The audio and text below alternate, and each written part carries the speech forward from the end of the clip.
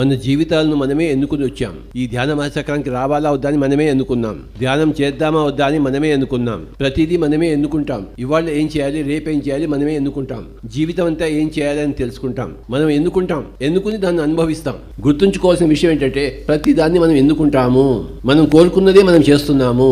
మనం కోరుకున్నది ఏమీ మన దగ్గర రాదు. మనం కోరుకున్నదే మన దగ్గరకు వస్తుంది. ఈ భౌతిక దేహాన్ని మనం కోరుకున్నాం కనుకనే మనం ఇంట్లో వచ్చాం. ఒకవేళ కోరుకోకుండా ఉంటే ఇక్కడికి వచ్చేవాళ్ళం కాదు. మనం ప్రతిదీ మన ఎన్నికే.